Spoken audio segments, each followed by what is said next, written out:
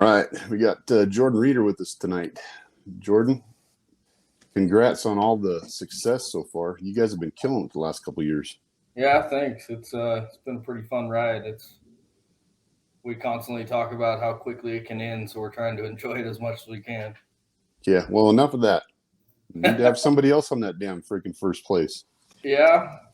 It's guess you got to come and get it. I guess. I know, exactly. So you guys have only dropped like 5 points out of the Angler of the Year. So that's pretty damn cool. Yeah, I think we have a fifth, a fourth, a third, and a first so far. So that's Yeah. uh, that's the best year we've ever had already. Now keep it up. It's going to be hard for people to catch you. But you had a pretty good year last year too. We did. We had a really good year last year, other than potholes, which that's used to be my favorite tournament, and it's getting lower and lower down the spectrum anymore. But Sounds like it's the same for everybody. yeah, How many wins have you and your dad got out here now? we won potholes in 2011 and 2017, I think, and then we've won banks last year, and then the year before in the COVID year, my wife and I won the second day in the overall, and then Umatilla this year. Yeah, that's right. We got to let everybody know because you did win Umatilla this year. So we've been trying to get you on, but it just seems like things are just, every week something else is going on. So it's a busy time of year. Yep, congrats on that, man. That's a huge win. Yeah, that was very unexpected, I guess.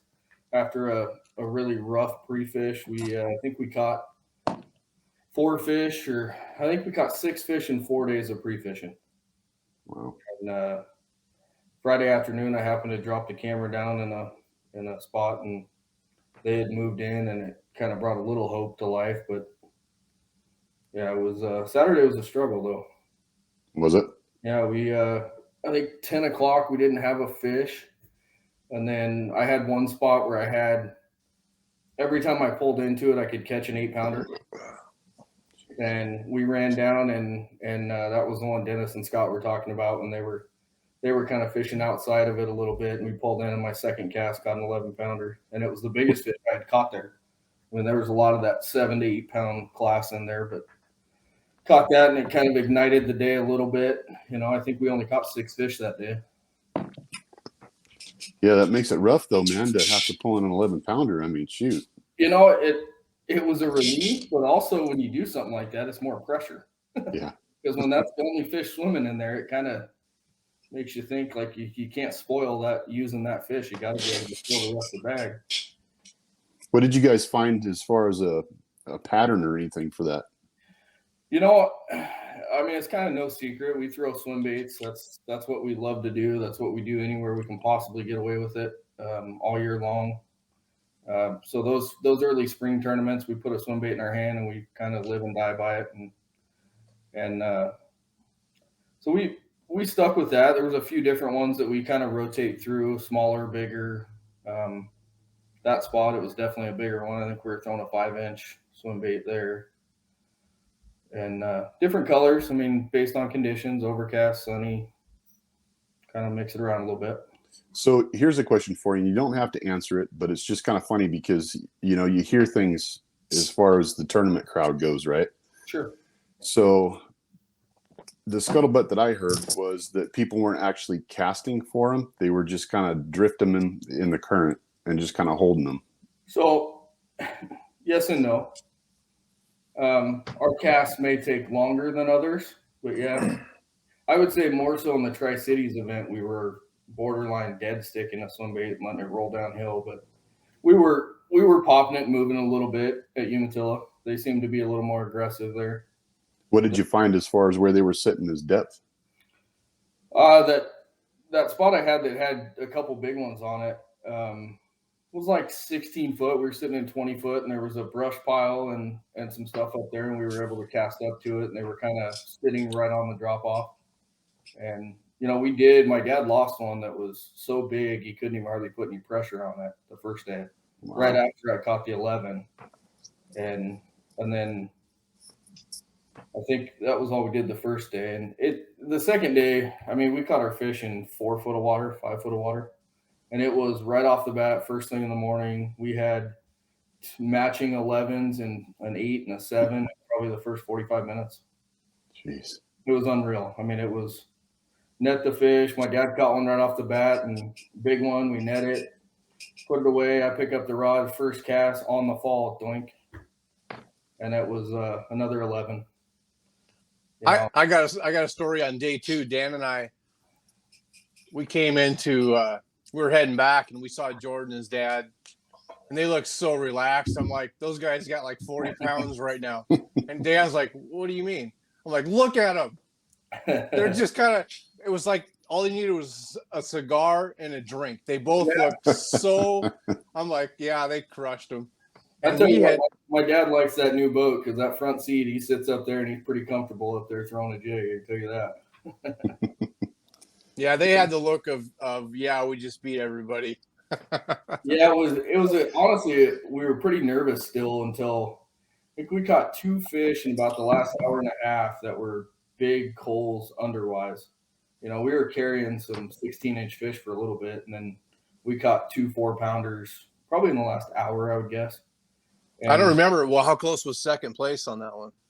I think Elwinger, I think he was fairly close. He had 37 the second day. I think he was within a couple pounds, and then it dropped off a little bit, if I remember right.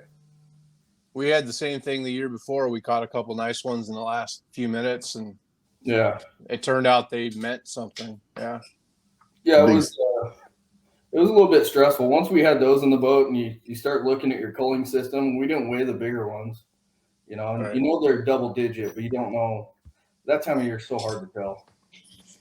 And one was longer and skinnier. It was probably 31 inches long, and the other one was probably 28 and a half, but had a huge gut on it, and they ended up weighing almost identical. Yeah, you put those last 2 in, it's a kind of a sigh of relief, huh? Yeah, you start looking at it and you realize, we got 16 pounds of unders with 2. Yeah, I think we're probably in good shape. So give us some, Jordan, I want you to give us some perspective, because if by chance somebody from the Midwest is watching this and you had 73 pounds 2 days, explain the format and the slot that you had 73 pounds in, because that matters. Yeah, it does, especially, if you factor in, we did put an overback the first day that was probably 6-7 pounds. I think we had an 11 and a 9 the first day, and we probably had a 6-7 pound over we put back. With our format weighing in, you have to keep 4 under 24 inches. It kind of changes the way you fish a little bit, because there's a couple scenarios where we'd have never left. That first run we made in the morning where we were catching those big fish, it was hard to leave, but kind of at some point you look at each other and think, we got to move out and go get our unders, and we almost didn't even run down to our other big fish spot where we got them the first day, because I had only caught overs there. And I mean, are you really going to cull 11 pounders? Not usually. No. If you start looking at some of their formats with your big 5 and some of that stuff that they do, I mean, you figure the second day of that tournament, we would have probably had 44 pounds and 5 fish. Jeez. We would have had more in 5 than 6 for sure. Right. And even the first day, our big 5, we had 2 unders the first day that were 23 and a half inch. One of them was a female, that was probably 5.5 pounds. And so you start thinking about that and you're like, do we touch 80? Yeah. Do we touch 85? Yeah, probably. You must have had perfect 22 to 23 inch slots then both days. Yeah. The second day we did weigh a couple that were like 3-4 were our smalls the second day. The first day our unders were actually better because we didn't have the bigger overs. We had a couple of those 23 and a halves, and I think maybe we only had one that was under 4 pounds. That's what it takes. Yeah, and it was, it's funny because after the first day, my dad and I were talking about we could not catch fish more. As tough as it was and how many spots we ran to and picked up one here, one there. We both thought it was a very good chance that we could blank or weigh 2 fish the second day, you know, until the first 45 minutes went by. And it was, you know, that was a nice surprise because it's the same spot we started the first day. But yeah, that was a tough tournament for us. We did real good the year before. yeah, And I'll tell you this, the conditions were different, so we didn't fish the spots we fished the year before, and we should have. So there was fish there. Yeah. There was definitely lessons learned, and everybody always says don't fish history. Well, that's not always true, because I think if we would have fished history, we charged on day 2, we had a good bag, but you know, we were trying to be smart and not fish history, and the conditions were different. We fished other spots, and we came back to the old spots, and they were working, and we're like, wow, god dang it. I'm not so sure I believe so much in the history thing if it's the same time of year, because they may not be right where they were, but they're close. I mean, these fish do have, you know, tendencies, and there's a reason those spots hold those fish. Now, whether they're the same fish or different fish, there's still a reason they're there, you know. And on the river, the flows and water clarity was big in Tri-Cities. It wasn't so much down below, but, you know, I fish waypoints. When I pre-fish, I look at water temp and I look at the log book that my dad's had for 25 years, and I've started keeping my own, you know, in the last probably only 5 years, really. But there's some truth to don't fish old stuff, but I still believe they're close. Yep, yeah, well, I agree. Talk about the conditions down there, because you know, we didn't get to fish it this year, so I don't even know what it was like. You know, a lot of river fishing is all current based, right? It's what's the current doing. All of us have apps on our phones or something we can check to check flows. You know, it's become a staple in my logbook of, even when I'm just out fun fishing, if I have some crazy amazing day, I come home and make a log out of it. Who knows when there'll be a tournament then, or just when you want to go out and fish.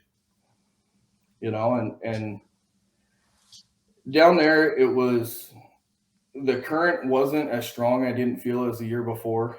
You know, it felt like the current breaks weren't as distinct. They were farther out than normal, at least pre-fishing wise, and I really struggled with that. Trying to, you know, fish the current breaks that I fished in years past, but they were so much farther out. They're different water, and that's probably why I didn't catch many fish pre-fishing, as I was too stubborn to move out there and do some of that. But in the tournament, it just kind of aligned right and set those fish up to where they were ready.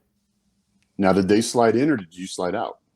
They slid in. I think I missed the boat pre-fishing and they were out farther. And I did some of that, but it just didn't feel right. It was deeper water. I like throwing light jig heads. You know, a couple buddies make fun of me because I'll throw a 1/4 ounce jig head in 45 foot of water when they're throwing 3/4, you know, and I cast out and I'll set my rod on the deck and have a drink of Mountain Dew and hang out while I wait for it to hit the bottom. But that's what I like. So, hey, if it works, man.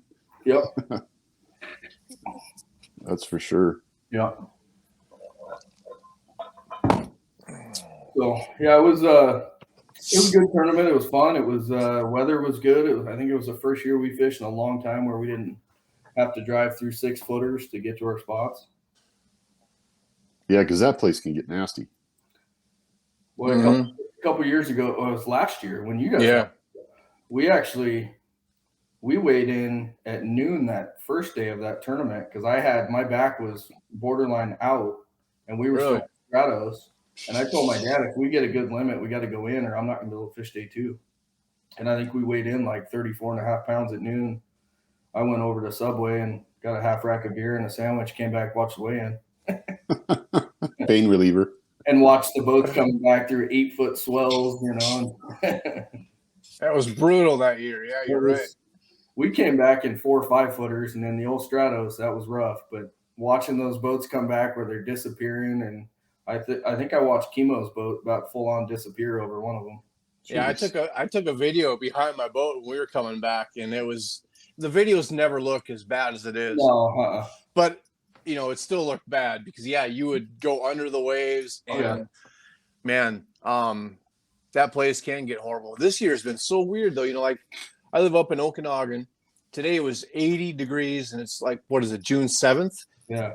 Usually we've had 10 days over 95 at this point.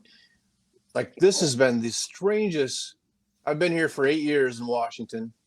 By far the coolest spring we have ever had. Our water temps are lower than they are in Wisconsin right now. Oh yeah. I mean, the river's still playing catch up and we're having, it's one of those deals where it's going to go from 80 here to 105 in 3 days. Let's hope not. I think it's supposed to be in the 90s here on Friday. I think is what I saw. Oh, really? Yeah. And it was just like 62 the other day. Well, Banks Lake forecast, I think our tournament this weekend is supposed to be in the mid 70s. Yeah, which is perfect. The wind will stop. Yeah. So I keep record too. And from what I've seen, Banks Lake is right on water temp. So our tournament this year is about a month behind, I think 3 weeks behind what it's traditionally been. And the water temp, the good news is for the guys that aren't all pre-fishing, the water temps are what we would normally see in mid-May.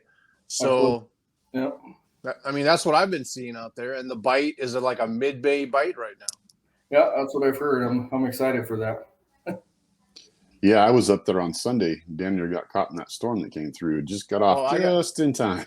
I saw you. Yeah, I know. I saw you leave. Oh, did you? I waited about 10 minutes, and I'm like, he's way smarter than I am because it just started raining when I left. I'm like, I'm a dumbass. I should have left 10 minutes ago. Well, I kept looking at it going, man. It looked horrible. And so I got my boat all loaded, and then my buddy Terry and John were out there still. And I just decided to wait for them. So because I knew they were going to be coming in at any minute. I took a video of it, and they came around the corner, and I was laughing in my truck, nice and dry. And it was just pouring out. And all of a sudden we had like 40-mile-an-hour winds. It actually blew some power lines down in Electric City. Wow. Yeah, it was a pretty nasty storm. Oh yeah, I've never seen it rain that hard.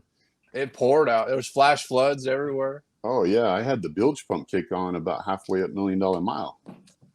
Oh, you launched way over there? Oh wow. Yeah. I was looking at back and I'm going, you got to be kidding me.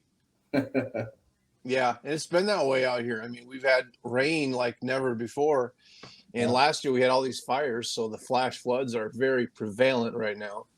There's nothing to soak the water up. As a matter of fact, at my place, I've never heard water running down the ravine next to my place, and it was just flowing down that ravine this, Sunday night like I've never heard it before. So, Banks Lake though is right where it typically is as far as water temps. I mean, I would say normally we're probably seeing like 65 degrees, 66 degree water temp in June, in the main lake. Yeah. And it's like the main lake, like around Steamboat, was in the mid 50s. If you go into the Punch Bowl, I saw like 58. I'm sure there's 58, 59 in there. Yeah. But that's what we normally see every year, I think. Yeah. I think you're probably right. I think it'll set up a lot like the last couple of years. At least that's what I'm kind of counting on. That's not good for everybody because you've done pretty good the last couple of years.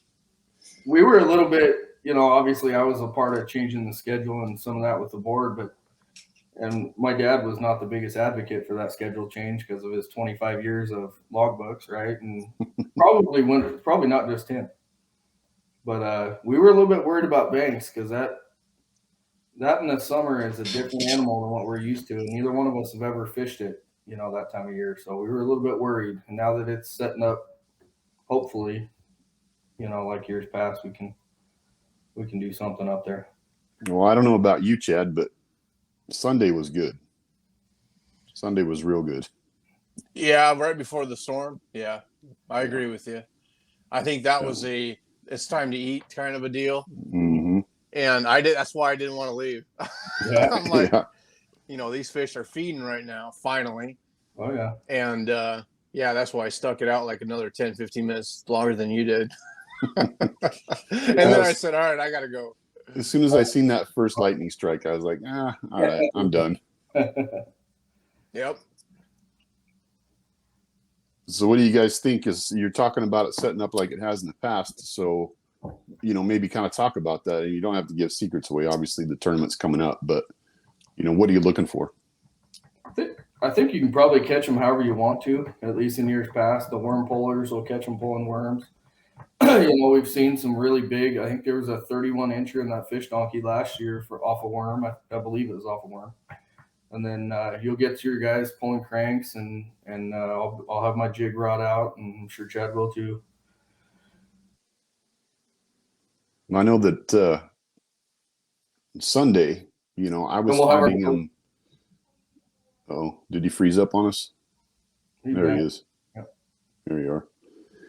I know Sunday what I was doing was a little bit kind of similar to what we usually do, but I took some advice and slid up a lot shallower. Yeah, we'll fish as shallow as 2 foot of water by the time of year. We'll throw swim baits up there like we're bass fishing. But they weren't just shallow, Lonnie. I don't know if you saw me. No, I didn't see you. Yeah, well, they weren't just shallow. No. That's what I mean. I think guys are going to be able to do whatever they want. I think we need that after the last 2 events. I think we need a beat down just for all of our own mental health. I think we need to go out and catch some fish and have everybody weigh a limit and, kind of get back in the swing of it. I still will say it's tough out there. I'm not saying there's a great bite going on banks. Yeah. Could be totally different this weekend, but yeah, you might get a couple more degrees out of the water and maybe touch 60 in those back pockets, and 60 degrees is kind of what you think they start to fire at, I think. Yeah. Well, yeah, I agree with you on that. 60 degrees out there seems to be the number you want to try to find in the spring. Yeah. And there are tons of little bays that a lot of guys probably would bass fish, but not walleye fish. And if you can find the right little bay to yourself, and I'm telling you, the water's, I think I don't know for a fact, but it does seem to me like it's a little bit up compared to years past out there. And there are some bays that I wouldn't normally fish that are maybe a foot deeper right now. Mm-hmm. But I think it's all about to me, it's finding the right type of weeds. If you're throwing baits, yeah. I think there's a big difference on just your average. And I'm not very educated on the names of weeds, and I should be, but I'm not. But there's a lot of consistent kind of like grassy, I don't even know what it's called, but it's not cabbage. But there's a lot of bushy weed out there that might come up 2 feet. And yeah, there's fish in there, but I don't think that's what you want. You want to find the cabbage. If you can find the cabbage on any lake, that's where you should probably spend a lot of your time. But I did catch some fish that were in that other,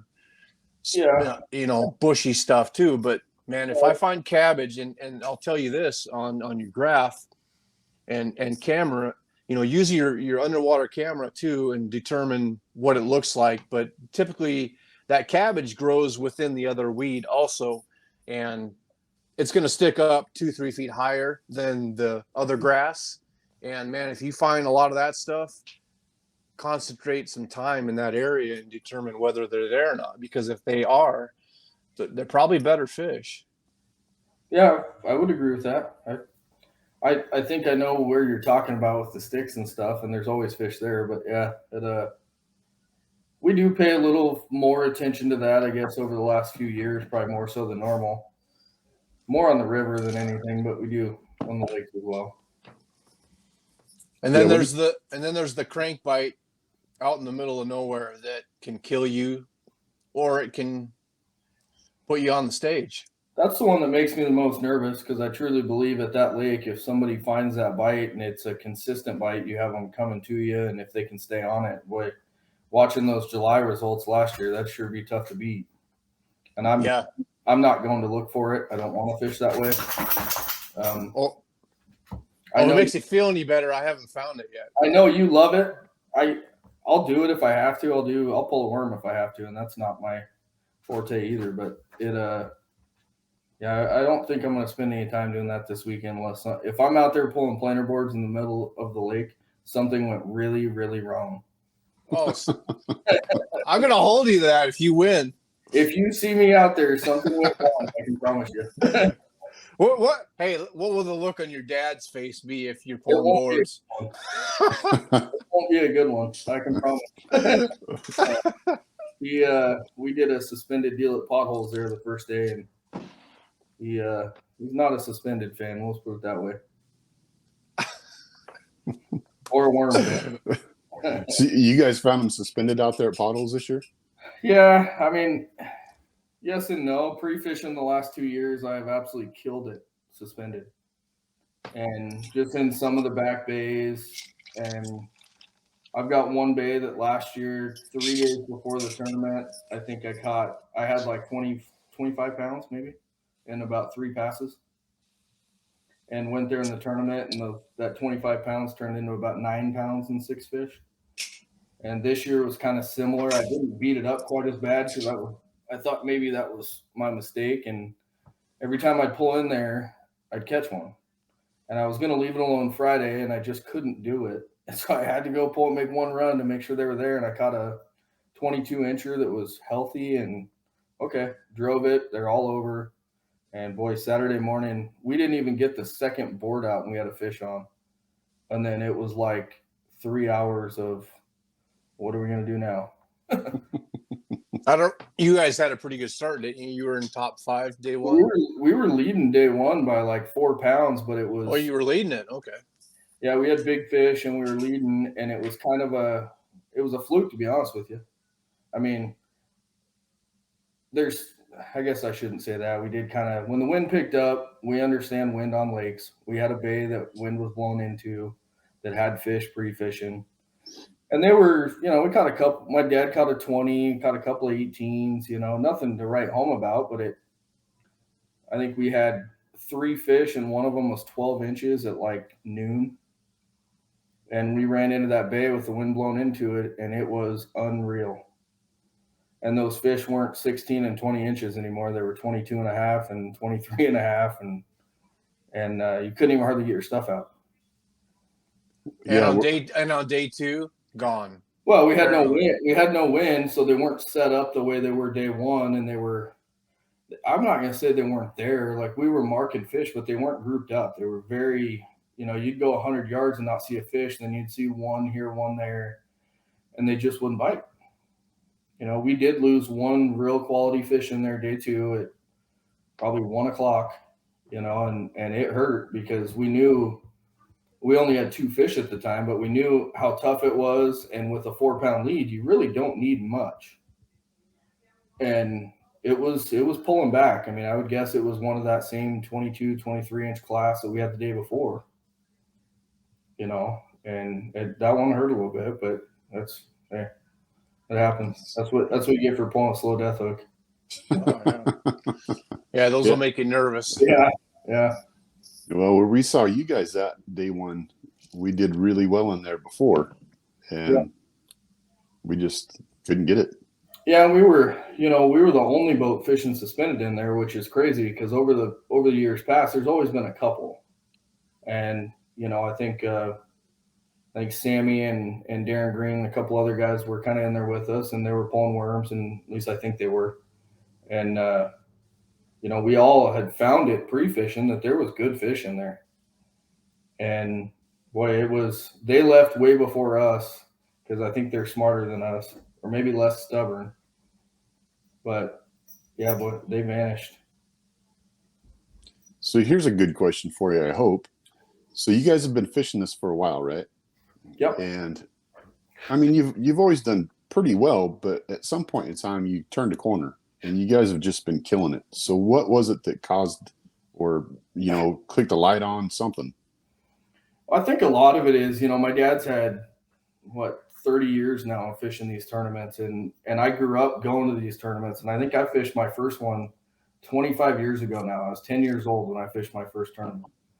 And it was always a one-man show, and he was very good at fishing, obviously.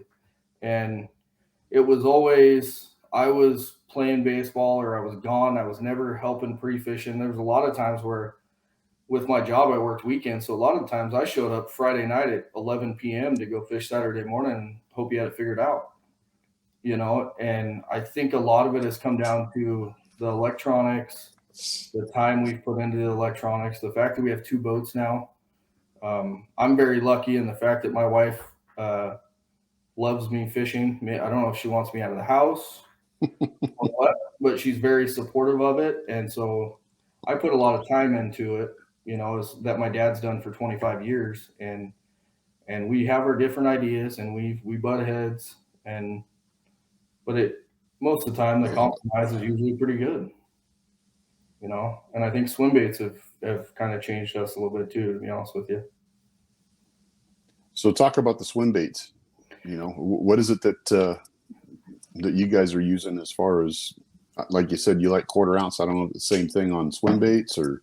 Yeah. So, I mean, the one thing I will say, I even put my shirt on, if I can get it in the picture.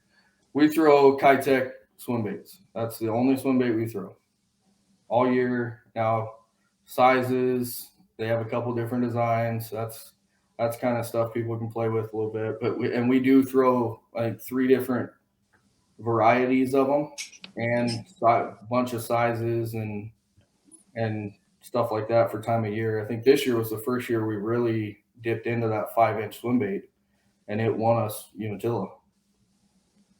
And bigger and when to throw smaller, and I think we're still learning a lot of that stuff, but that's another big reason why we've had as much success as we've had. Yeah, well, that's the whole thing, is never stop learning, because things change, conditions change.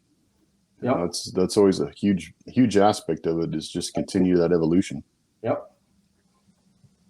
That's something we talk about nonstop.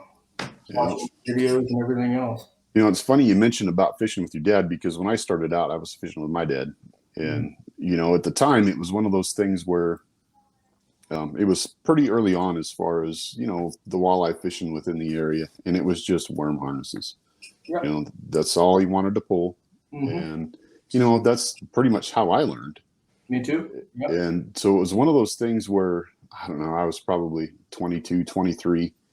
And, I always see all these people, John Carruth, out there pitching jigs, and that was, and that was one of those things where, he had talked to us and he said, hey, you've just got to pick it up, learn it, get some confidence in it. And so what I was doing was, when I would go out fishing, I wouldn't take a trolling rod. I took them out of the boat, because it was kind of one of those things. It was a fallback. Make you commit to it. Yeah. Yeah. And for a year straight, that's all I did. I just wanted to learn it. And, that's one of those things that, you could say, okay, well, if you're out just fun fishing or whatever, but, if you really want to learn a technique, you've got to set the other stuff aside and just, commit to it. Yeah. I've had this conversation with a couple board members of ours. It's that, if you're not keeping up, you're falling behind. It's kind of what I say. And it's, I fished with a couple guys, a couple buddies that, we go out and throw swim baits and do that. And I'll throw the same swim bait all day long, because I have confidence in it. And I know how boring it can be for guys that don't get bit or don't catch anything. But there is absolutely nothing like the thump of a walleye on a swim bait. Yeah. There is, and on the river, we get spoiled down here, because from, call it November through April. This year, my dad and I had the best 2 days of our lives in April. And April usually is terrible up here. But throwing swim baits, and you pull into a spot and there's a group and you can get them to fire, you can put 15 plus fish in your boat in an hour. And big ones. Yeah. Yeah. It's one of those things where that's kind of what I fell in love with on the whole jigging part, was the feel of it. Absolutely. When you're pulling a worm harness, yeah, you can feel them bite or whatever, but I don't know. It's an addiction to feel that thump on the end of the line, whether it's with a swim bait, a jig, whatever. And, it's one of those things where, yeah, I know trolling is a necessary evil at certain times, but if I can jig it, I would much rather do that. Absolutely. We down here in the river all winter, we get guys like Chad and all the northern guys and people from back east and or the Midwest, they all come out here, and the first thing they all do is go out and pull cranks. And Chad's caught some absolute giants out here, which I'm jealous of because it's my backyard and I've got nothing anywhere close to his. But I go out and I don't have anything in my boat but 2 swim bait rods, and that's just what I like to do, I guess. Nothing wrong with it. No. Chad, you're pretty quiet, man. Well, he's right. The you can't beat the slow roll swim bait bite. Well, you can. There's one thing that's always bothered me about the guys that crank, because I've spent a lot of time cranking, and there's the guy that just puts his rod in the rod holder. Yeah. That's not cranking. I hold mine. Absolutely. Hold and rip. You know, and guys have been talking about that over the years. You know, I'm talking the big players in the game, like the next bite guys.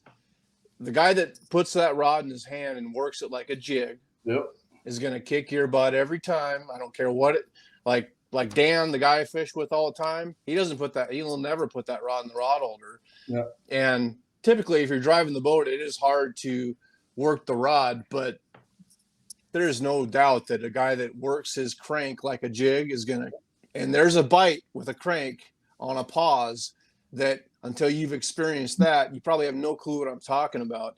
You can rip your shoulder out of socket. Yeah, man. You can compare it to the guys that are fishing Bassmaster Elite that are casting these jerk baits and pausing it and getting crushed. Well, you can do the same thing with a walleye and a crankbait. I've caught the biggest walleyes I've ever caught have been on a pause with a crankbait. So that's one stereotype that kind of drives me nuts, is like, I just drive around with crankbaits. Well, you can do that and you can win a tournament doing it. It can happen, but there are guys that are really good at pulling crankbaits that work them like a jig too. And I don't think people understand that. And there's still things I need to learn on that too. But I will say, if I had to lean towards one, and it's hard to beat that swim bait crush smoke. No doubt. That's what I'm looking for. But that crank bite on the pause with a, big old crankbait's hard to beat too. So I'll take either one. I really don't care. I've never been a person to really care how I catch them. I will do all kinds of methods. And like Jordan said, number one is confidence in what you're doing. Period. So find a tactic that you can be confident in and go with it. Agreed. Yeah. Okay, so let me ask you this then. You're pulling crankbaits. You're talking about holding your rod, right? So if you've got planer boards out, obviously you're not doing that. So are you running a single planer board and working the second crankbait? I've caught fish working a planer board. Yeah.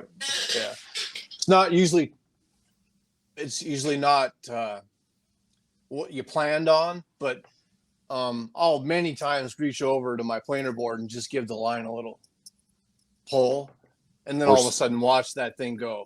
I mean, absolutely 100%. The more you work your rod, like, I can promise you that, like, for instance, I've pulled with my live scope. I've three-way rigged with my live scope. The first time I did it was on potholes about 5 years ago, and I'm watching this fish following my crankbait, pulling three-way rigs out on the dunes. And I'm like, I gave it one little twitch with my finger on the line. That thing smoked it. So 100%, the guy that's working his plugs, crankbaits, is gonna produce more fish. It's a reaction bite.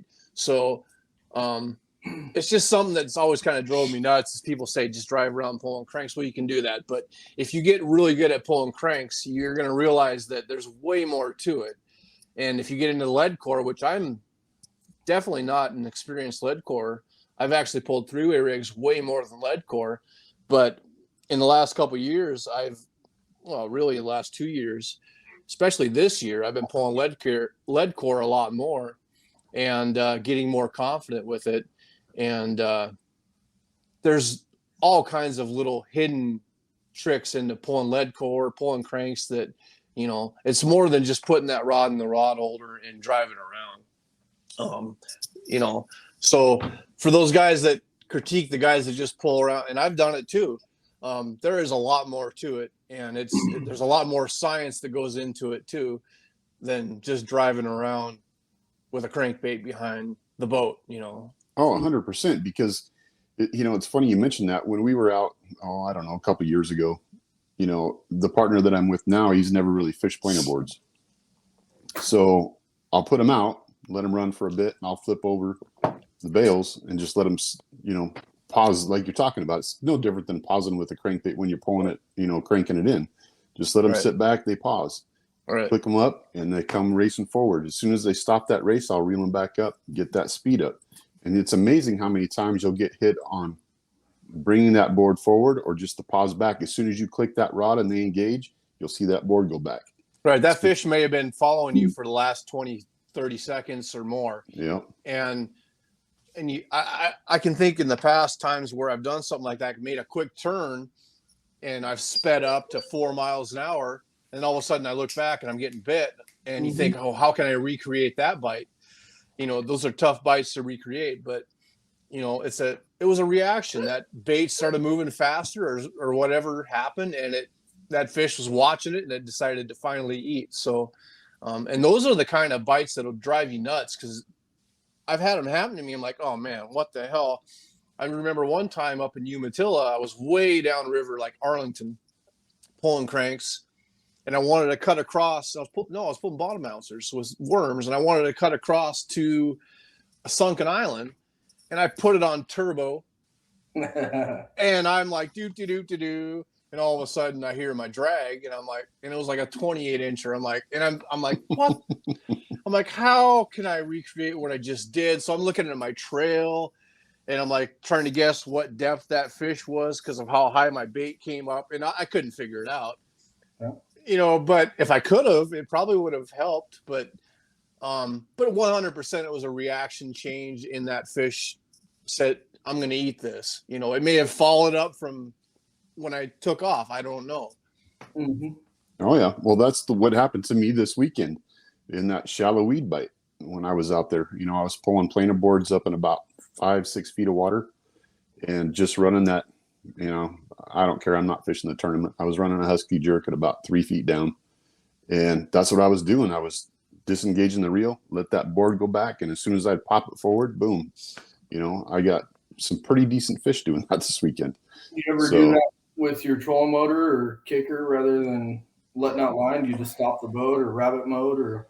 Well, I would, but mine's all old school, so I have to do it the old-fashioned way. Gotcha. I don't have all the fancy technology like everybody else.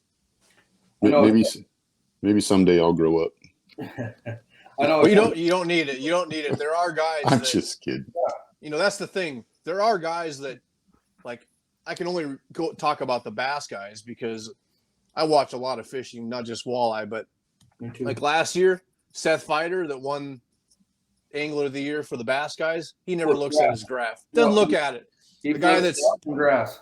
Right, the guy that's winning this year, John Cox, at least he was up there. I think Polnick might have passed him, but he doesn't look at it. He goes off of instinct, and I'm kind of caught in the middle. I've seen both sides work where I like to go with instinct, but I've seen times where I need to be staring at that thing also. So I'm kind of caught in the middle right now.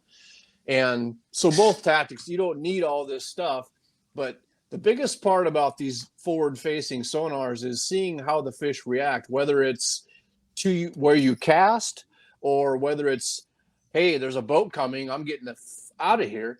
So seeing how the fish reacts with forward-facing is important. But you don't need it, but it's going to help you understand because these fish do know there's a boat coming, whether it's an aluminum boat or a fiberglass boat or a wake boat. They have some sense, their lateral line, whatever. They know you're there. And that may affect how you cast or the angle you take pulling cranks. So not needed, but it does help you understand how these fish and the bait fish react when you cast. If you've never seen bait fish disperse after you cast right on them instead of way beyond them and pull it through them, I mean, just little things like that make you understand what's below us a little bit more, but you definitely don't need it.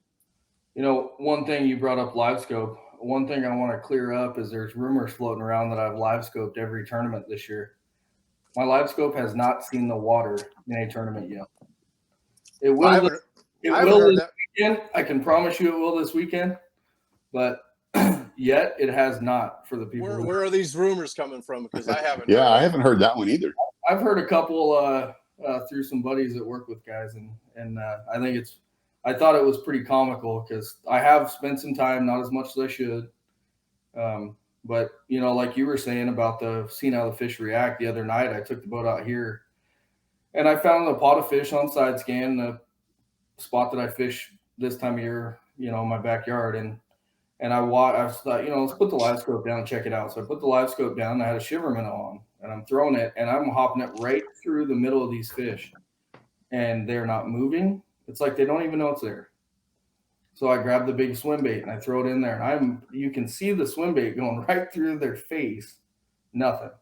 So I turned and put a slow death on, went over and went right through them, and I couldn't keep them off. You know, and I didn't have the live scope set to watch my slow death, but. Well, here's a question for you guys, because I'm kind of at a crossroads. So I'm looking at trying to get one or the other, the live or the 360. I don't have the 360, and I would probably still say 360 because that's the next thing going on my boat. Well, if you didn't have either one, you know, that's kind of. I would take. I don't have the 360 either. Dan has it. They both have their positives. So But Chad, I would say forward facing is better in my opinion, because with forward facing you can see how that fish actually moves versus waiting for your 360 to go around. But the 360 can give you a real time, hey, that fish moved from that log edge to this log edge. But where the live scope, you have to point it. Yeah. Or whatever version you're using, you have to point it and you have the cone angle, like 20 degrees. I'm not even sure.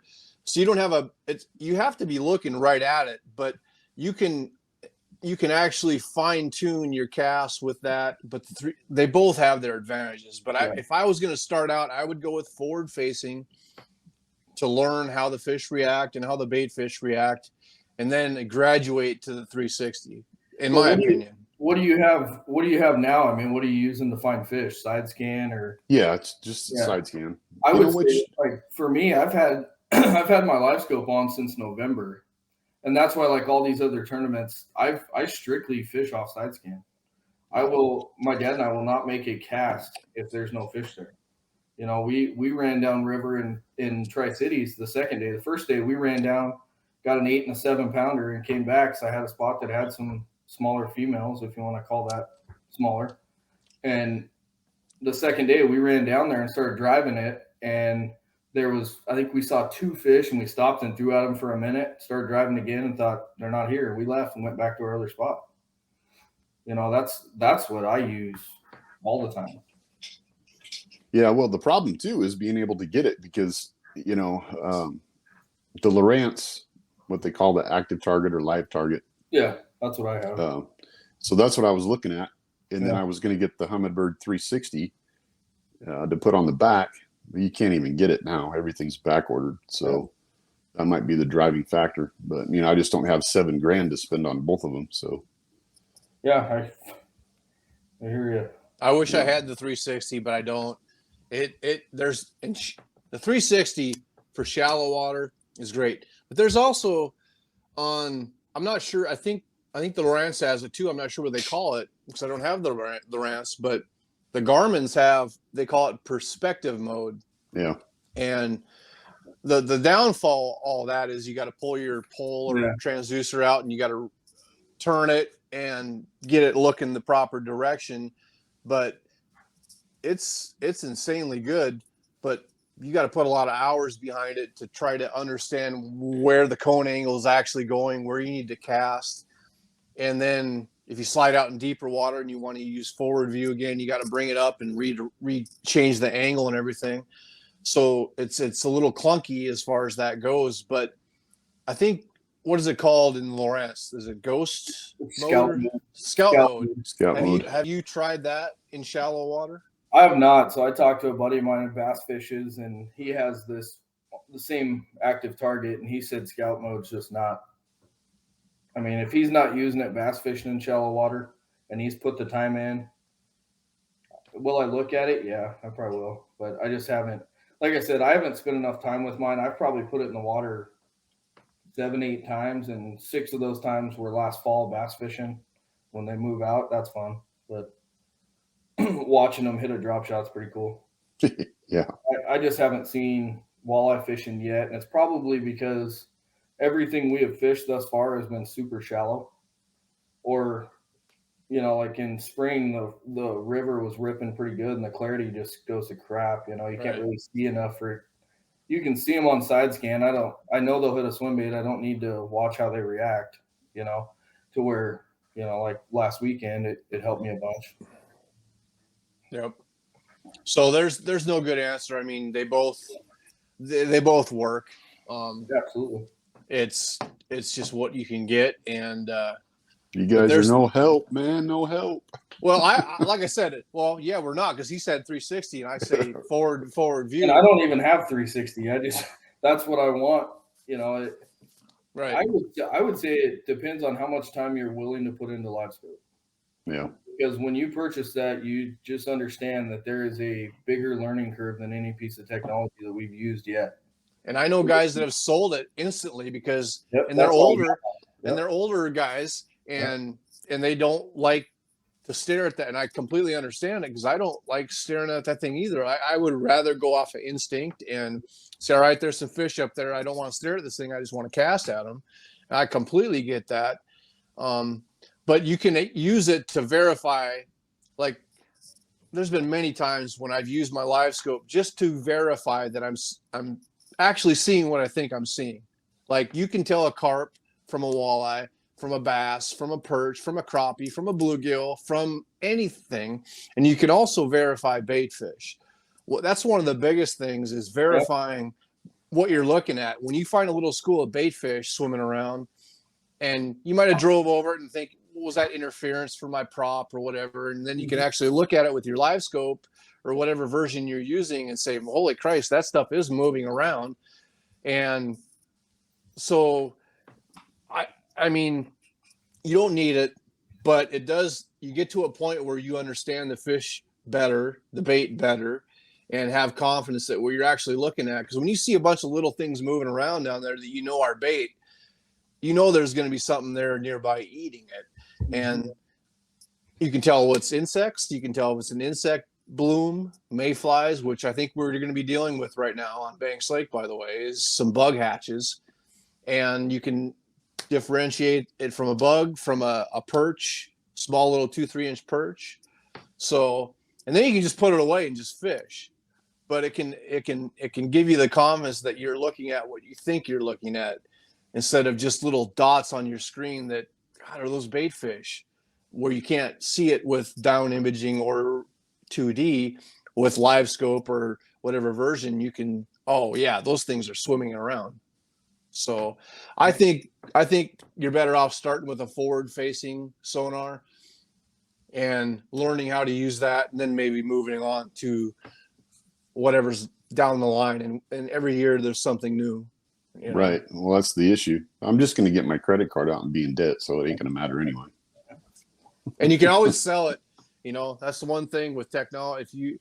I saw the other day, those power pole chargers were selling on eBay for $1,000 more than I bought mine for, because nobody could get them. So selling something that, if you bought a live scope or whatever and didn't like it, you can sell it and maybe only lose a couple $100 right now. Well, that's it. I'm buying both then. Okay. Well, there you go. And then you got to Decision figure made. out, and now you got to go through the headaches of where you want to mount it, how you want to mount it. Well, it's not going on my trolling motor. Man, No, don't do that. And I disagree. You should have it on the trolling motor. I've tried it on poles, on trolling motors, and I would prefer to have it on my trolling motor if I could have it consistently. But there's times when you want to use it to search.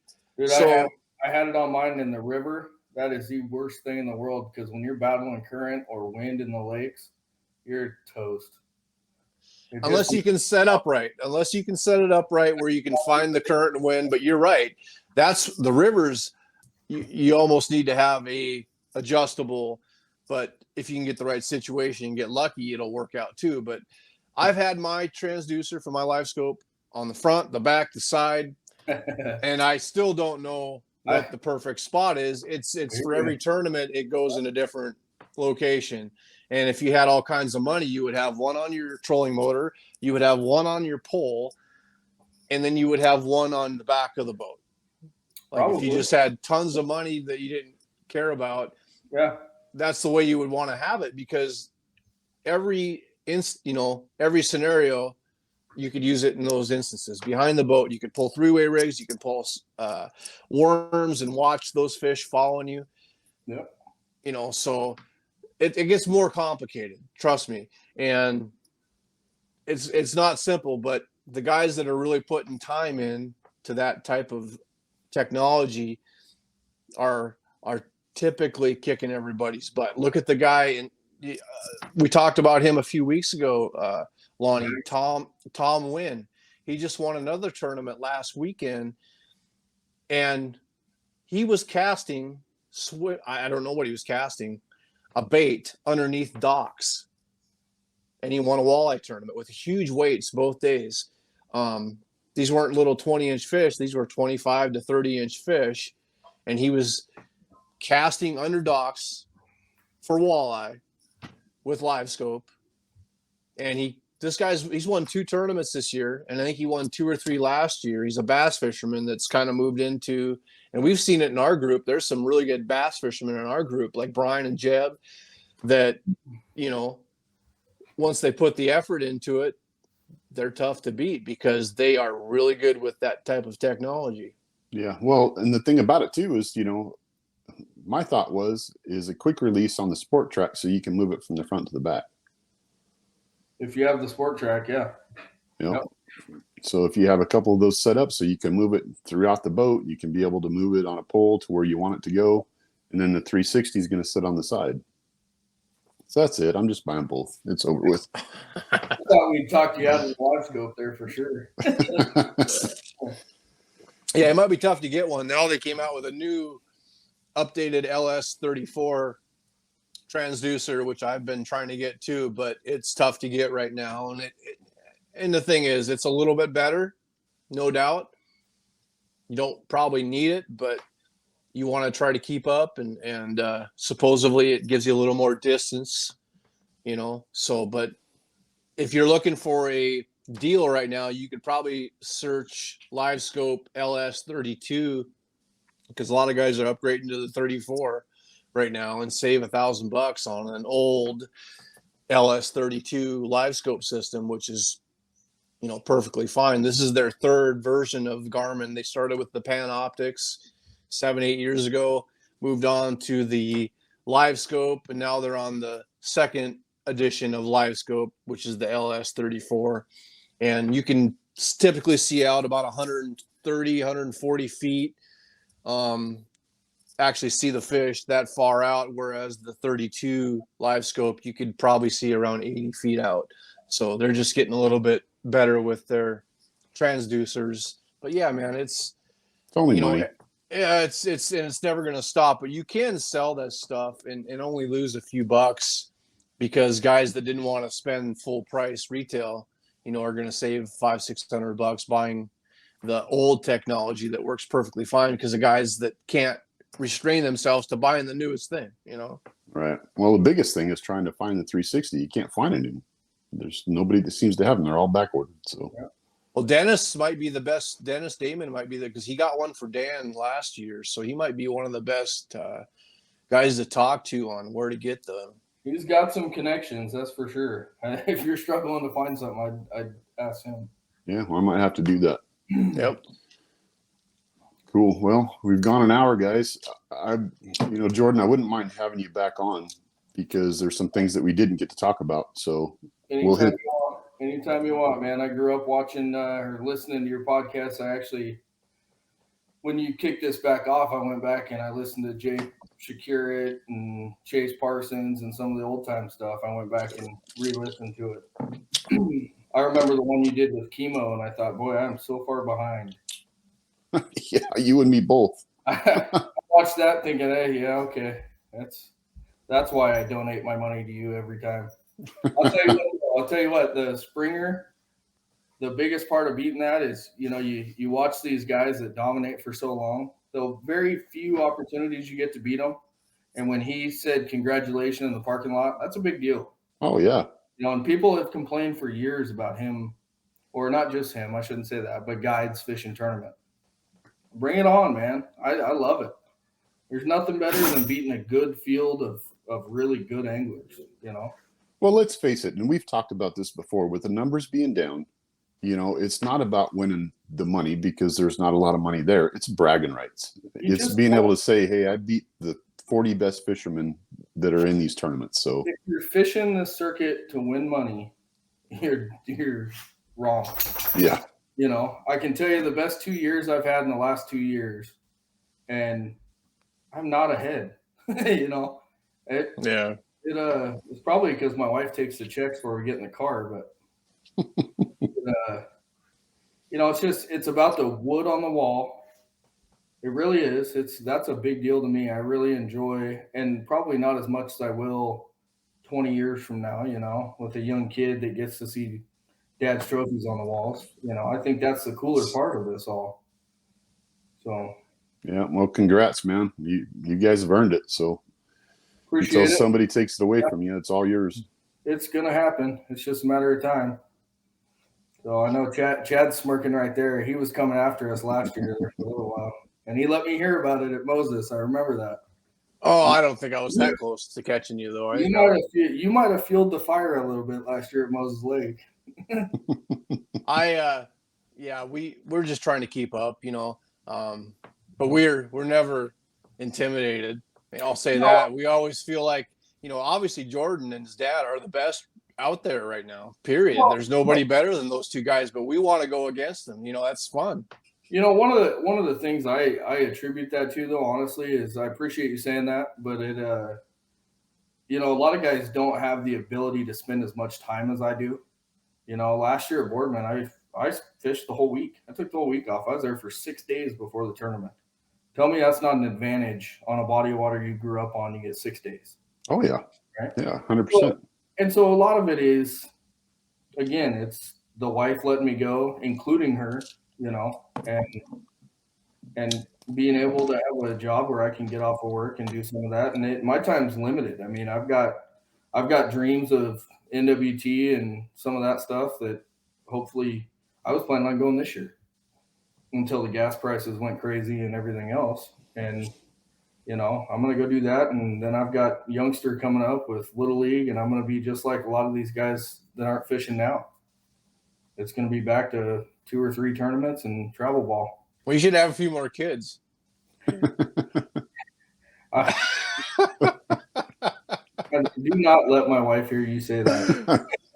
Keep on having kids. Yeah, just go right ahead. I'll take another lab. It'll be good, but we are going to pump another one out, I think. So, well, just do yourself a favor, man. Keep that dream alive, because that's something that, I've been envious of Chad, because he's gone back and fished some of those tournaments. We've talked about going back and doing it, and I haven't had the opportunity yet. So, I'm almost 50 years old. So yeah, my dad's in the same boat. My dad always wanted to do it, and we watch all these shows and everything, and you watch and you're like, gosh, what is he doing? Like, I'd be doing this, and it's easy to second guess, to sit back and second guess, but I want to go find out. Yeah, they have a big NWT this weekend on the Mississippi River, and the water's super high and fast right now and changing.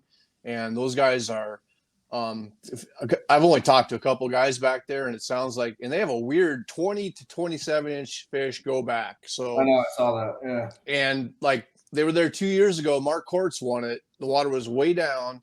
And I think somebody said there were only 3 fish over 27 caught last year.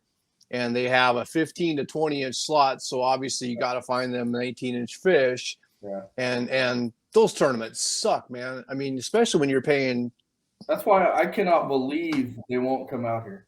You know, and there's rumors that they're wanting to, and you know, maybe that's for a different podcast, but you know, we're trying to get head-to-heads on board to come out, and I've got them working with the city of Kennewick trying to get them here in June, you know, which would be phenomenal.